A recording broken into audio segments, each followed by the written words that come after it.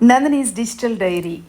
நான் ஃபுட்டி கிடையாதுன்னு சொல்லிட்டு தினந்தோறும் ரெஸ்டாரண்ட்டில் தான் சாப்பிட்ற மாதிரி ஆகுது. சூழ்நிலை அப்படி இருக்குது. பாவ் பாஜி, சோலே குல்ச்சா அப்படின்னு இதெல்லாம் பேர் கூட எனக்கு சரியாக வாயில் நுழையாது. நான் ப்ரொனவுன்ஸ் பண்ணுறது கரெக்டானு கூட எனக்கு தெரியாது. ஆனாலும் இந்த மாதிரி பிக்சரை பார்த்து சூஸ் பண்ணுற ரகத்தை சேர்ந்தவ. பக்கத்தில் யாராவது ஏதாவது சாப்பிட்டுட்டு இருந்தாங்கன்னா உடனே ஆசையாக அதுதான் வேணும்னு அடம் பிடிச்சி வாங்கி சாப்பிட்ற ரகம். ஃபீனிக்ஸ் மால் போயிருந்தேன். அங்கே கார் பார்க் ஃபுல்லாக இருந்தது. எனக்கு ஆச்சரியம் என்னென்னா, எல்லாருமே தூங்குறதுக்கு மட்டும்தான் வீட்டுக்கு வர்றாங்க போல இருக்குது. மற்ற நேரங்கள் எல்லாம் வெளியில் தான் சுற்றிட்டுருக்காங்க. நானும் உட்பட அப்படி தான் இருக்குது. சென்னையில் இருக்கிற முக்கால்வாசி பேருக்கு வாழ்க்கை அப்படி தான் இருக்குது. இந்த ஓம் புக் ஷாப் இது பார்த்த உடனே என்ன ஞாபகம் வந்ததுன்னா, 7-8 வருஷம் முன்னாடி ஒரு பகவத்கீதை பதிப்பு. அது ரொம்ப காஸ்ட்லி. 40,000 ரூபாய்க்கு நான் அந்த புக்கு வாங்கினேன். இந்தியாவில் சில பேர்கிட்ட தான் இருக்குது, என்கிட்டையும் இருக்குங்கிறது எனக்கு ஒரு பெருமை.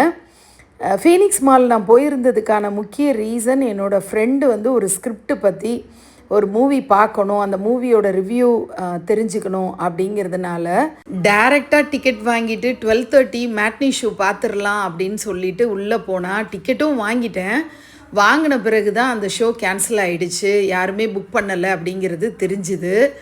வேறு வழி இல்லாமல் அங்கே இருக்கிற சூப்பர் மார்க்கெட்டில் கொஞ்சம் நேரம் டைம் ஸ்பெண்ட் பண்ணலான்னு சொல்லிட்டு போனால், அங்கே நான் பார்த்தது 1-2 எனக்கு பிடிச்சதை ஷாப்பிங் பண்ணேன். ஷாப்பிங் பண்ணி பில்லெல்லாம் பே பண்ண பிறகு தான் சொல்கிறாங்க, கேரி பேக் இல்லை, நீங்கள் ட்ராலிலேயே எடுத்துகிட்டு போகணுன்ட்டு. ட்ராலிலேயே கார் பார்க் வரைக்கும் எடுத்துகிட்டு வந்து காரில் ஏற்றிட்டு அதுக்கப்புறம் திருவான்மியூர் பீச் வந்துட்டேன். கடல் மீது நான் கொண்ட காதல் மட்டும் தீரவே தீராது, பல ஜென்மங்களுக்கு தொடரும் அப்படின்னு நினைக்கிறேன்.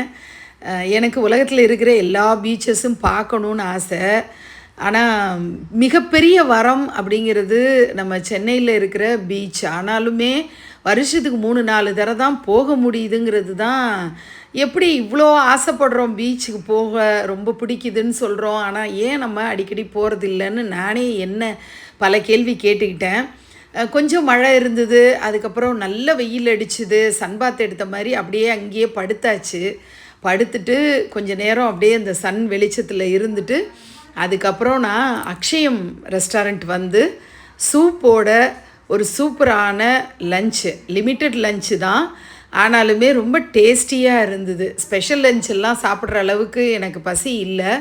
ஆனால் கொஞ்சம் நேரத்துக்கு அப்புறம் பசி வந்துட போதேன்னு சொல்லிவிட்டு லிமிட்டட் லஞ்சே ஃபுல்லாக நிறைவாக சாப்பிட்டுட்டு திருப்தியாக சாப்பிட்டுட்டு வீட்டுக்கு வந்து சேர்ந்துட்டேன். இவ்வளோ தான் இன்றைக்கி நடந்தது. தேங்க்யூ.